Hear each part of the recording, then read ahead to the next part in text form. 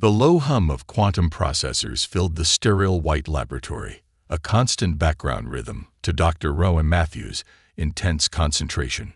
Holographic displays danced around her, projecting intricate mathematical patterns that would have looked like nonsensical chaos to anyone else. But to Rowan, they were the key to unlocking humanity's greatest mystery. 3 months ago, the signal had arrived.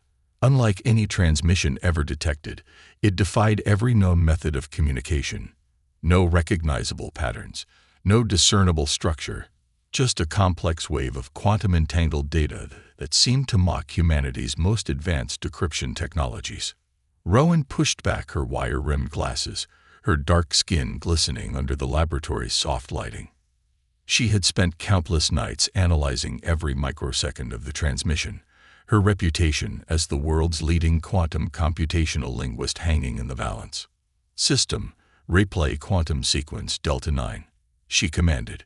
The holographic displays shifted, revealing a mesmerizing dance of probability waves and quantum fluctuations. Most of her colleagues had dismissed the signal as cosmic noise or a technical glitch, but Rowan knew better. Her breakthrough came from an unconventional approach. Instead of trying to decode the signal using traditional linguistic or mathematical models, she began treating it like a living language, dynamic, contextual, and inherently adaptive. The breakthrough moment happened unexpectedly. While running a complex simulation that integrated quantum linguistic principles with adaptive learning algorithms, a pattern emerged. It wasn't linear, not something that could be easily mapped or understood through conventional means. It was more like a three-dimensional conversation, where meaning shifted and transformed with each quantum interaction. Dr. Elena Rodriguez, Rowan's research partner, walked into the lab, her crisp white lab coat contrasting with the vibrant red of her cultural heritage. "Any progress?" she asked, her tone a mixture of skepticism and hope. Rowan's fingers danced across the holographic interface. "Not just progress. I think we're on the verge of something unprecedented. This signal, it's not just a message. It's a living communication system." The displays around them began to pulse with an almost organic rhythm. Lines of data transformed, reconnected, and restructured themselves in real time. It was as if the signal was responding to Rowan's analysis, adapting and shifting in response to human observation.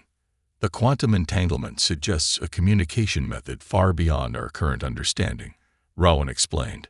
"It's not about sending a message.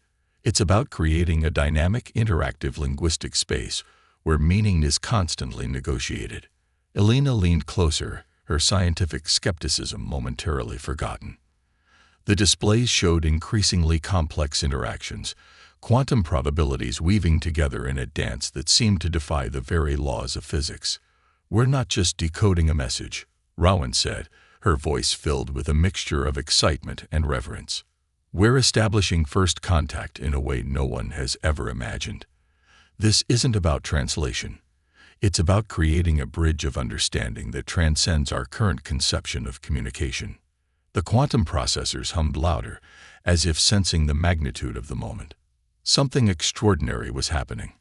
A potential gateway to understanding a civilization so different from humanity that traditional communication methods were rendered obsolete. Little did Rowan know that her work would soon become humanity's most critical tool in an interstellar challenge that would test the very limits of human adaptability and intelligence.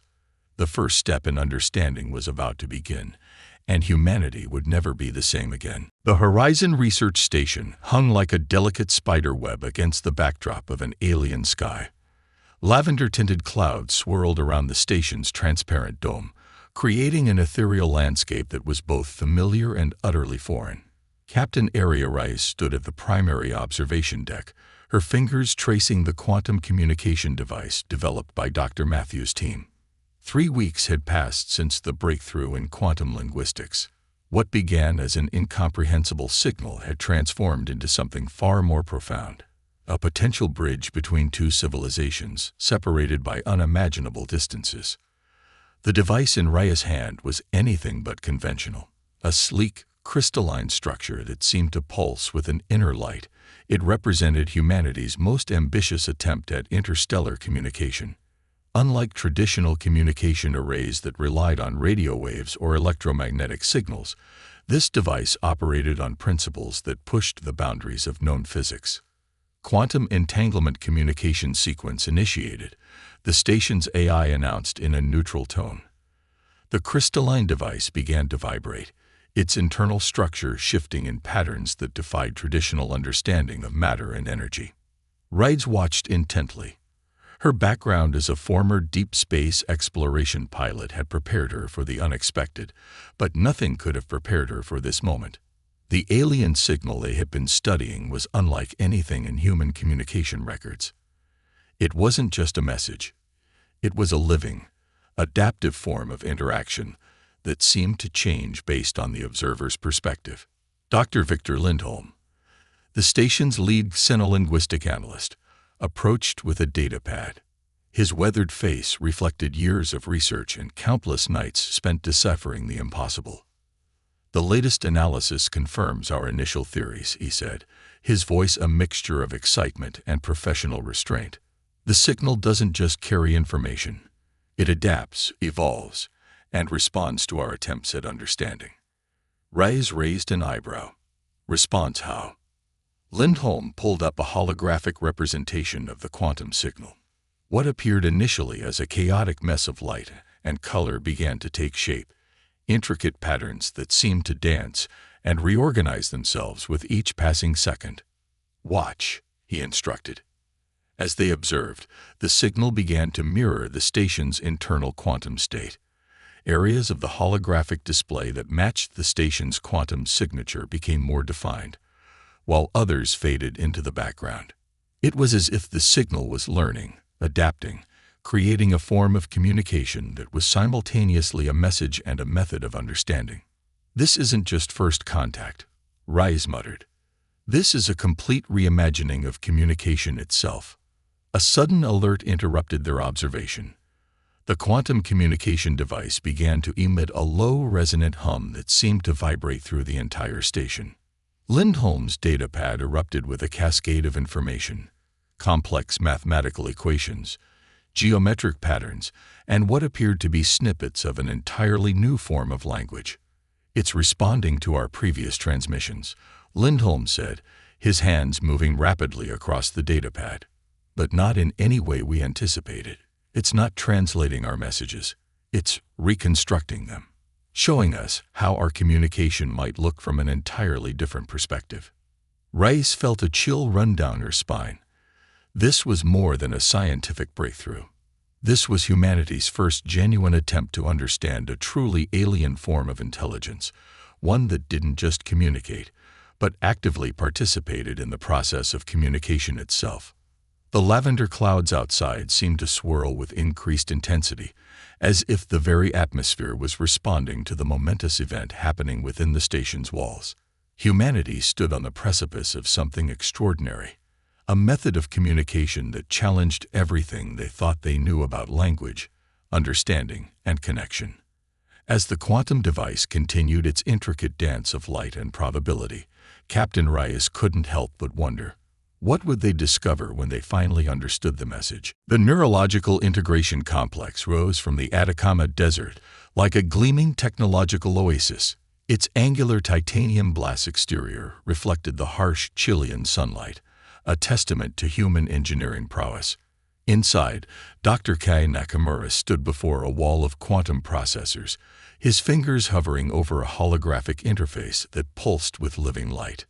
"We're not just building an eye," Kai muttered to himself. "We're creating a cognitive bridge."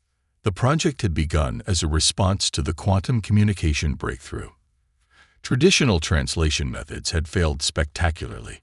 The alien signal wasn't a language to be decoded. It was a living, adaptive system of understanding that required an equally dynamic approach. Dr. Imani Okik, Kai's research partner, entered the lab. Her cybernetic neural interface glinted subtly behind her ear, a testament to her own pioneering work in human-machine integration. "The latest quantum linguistic data is unprecedented," she said, pulling up a holographic display that looked more like an abstract painting than scientific research. Kai nodded, his eyes never leaving the quantum processors. The adaptive AI they were developing wasn't just a translation tool. It was designed to be a cognitive interpreter, capable of understanding communication at a fundamental level that transcended traditional linguistic barriers. Most AI systems are linear, Kai explained, manipulating the holographic display with fluid gestures.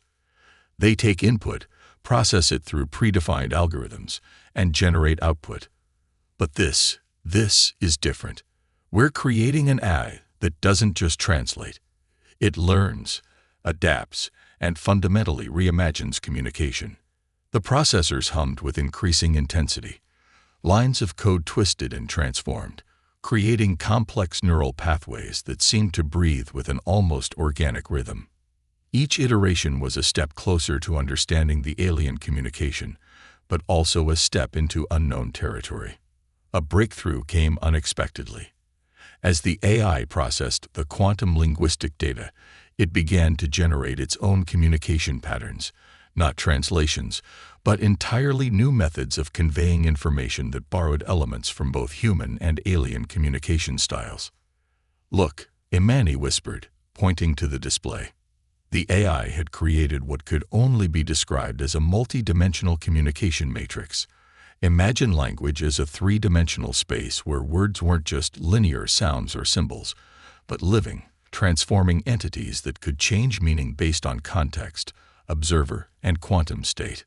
"It's not just interpreting," Kai said, his voice filled with a mixture of excitement and reverence. "It's creating new ways of understanding." The implications were staggering. This wasn't just about communicating with an alien civilization. It was about expanding the very concept of communication itself. Humans had always been limited by the constraints of their own linguistic and cognitive frameworks. This AI was breaking those constraints, showing that understanding could be fluid, dynamic, and infinitely adaptable. A warning alert flashed across the screens. The AI was generating communication patterns that were becoming increasingly complex, so complex that they were pushing the boundaries of human comprehension. "We're approaching a critical threshold," Imani warned. "The AI is developing communication methods that are becoming difficult for us to follow." Kai watched intently. This was the moment of truth. Would human-created technology transcend human limitations? The processors continued their intricate dance, each moment bringing them closer to a breakthrough that could change everything. Outside, the Atacama Desert stretched endlessly, a stark, beautiful reminder of humanity's ability to create life and understanding in the most challenging environments. Inside the lab, Dr. Nakamura and Dr. Okik stood at the precipice of a new era of communication, watching as human ingenuity prepared to bridge the most profound gap imaginable. The quantum processors hummed. The AI continued to learn. And somewhere, across the vast expanse of space, an alien civilization waited to be understood. The Stellar Convergence platform hung in the delicate balance between known space and the uncharted territories. Its design was a masterpiece of diplomatic engineering, a neutral ground where the most complex interstellar negotiations in human history would unfold. Commander Marcus Donovan stood at the central negotiation chamber, his posture a careful blend of strength and openness. Behind him, the adaptive AI developed by Dr. Nakamura hummed softly, its quantum processors creating a subtle backdrop of technological potential. The alien delegation approached, beings that defied easy description. Their forms seemed to shift and ripple, a living testament to the very concept of adaptability the humans had been demonstrating throughout this extraordinary encounter. "We come to understand," the lead alien representative communicated, their words manifesting not as sound, but as a complex quantum interaction that danced across the chamber's sophisticated translation interfaces. Marcus took a deep breath. The journey that had brought humanity to this moment was nothing short of miraculous. From Dr. Rowan Matthews' initial breakthrough in quantum linguistics to Captain Ari Araya's pioneering communication attempts, and Dr. Kai Nakamura's revolutionary adaptive AI, each step had been a testament to human curiosity and innovation. The adaptive AI began its most critical task. It wasn't simply translating. It was creating a dynamic communication space where human and alien conceptual frameworks could intersect, merge, and understand each other. Holographic displays erupted around the chamber, showing not just words, but entire conceptual landscapes. Memories, scientific discoveries, cultural insights, all transformed into a living, breathing dialogue that transcended traditional communication. The alien representatives seemed to pulse with an almost emotional response. What they were experiencing was unprecedented. A species that didn't just communicate, but fundamentally reimagined the very concept of communication itself. "Your approach is unlike anything we have encountered," the alien representative conveyed. The meaning was clear, yet wonderfully complex, a mixture of respect, curiosity, and something akin to wonder. Marcus understood now that this wasn't just a diplomatic meeting. It was a profound demonstration of human potential. Humanity had not conquered through force, but through an unprecedented ability to adapt, understand, and connect. The adaptive AI continued its work, creating bridges of understanding that went beyond language, beyond culture, beyond the very limitations of perception itself. It showed the alien delegation not just human achievements, but human potential, the capacity to grow, to change, to understand. Moments stretched into what felt like eternities. The negotiation chamber became a living canvas of communication, where every interaction was a dance of mutual discovery. "We offer partnership," the alien representatives finally communicated, not as conquerors, not as subordinates, but as fellow explorers of understanding. Marcus smiled. This was humanity's true strength, not military might, not technological superiority, but an unquenchable desire to understand, to connect, to grow. As the first true interstellar alliance began to take shape, one thing became crystal clear. Humanity's greatest weapon was not its technology, but its ability to imagine, to adapt, and to bridge the most profound gaps of understanding. The universe watched and learned.